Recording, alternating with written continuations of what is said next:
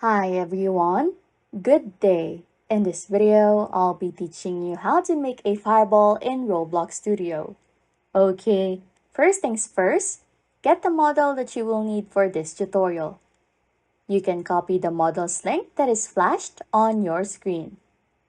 Then, what you need to do is to head to your toolbox and then press Inventory. What you want to do here is to look for the fireball model that you just recently got.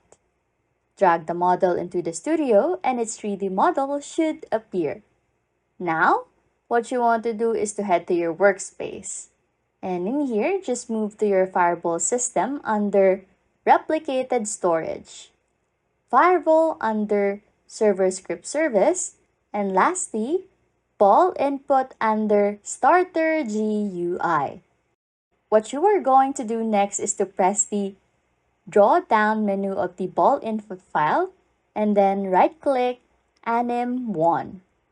Then select Save to Roblox. What will happen is an asset configuration will pop up and all you have to do is to press Submit. Once you have submitted, a confirmation will then appear. However, do not skip this part yet because here is where you'll be able to copy the animation ID.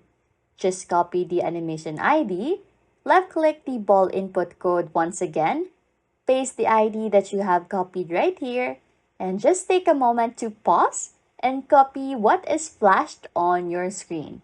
Now, what you are going to do is to repeat the same process with the Anim2 and get its code and paste it over the Anim2 ID over there. And you can now test the game if the fireball animation works by pressing the play button up here. And that's it.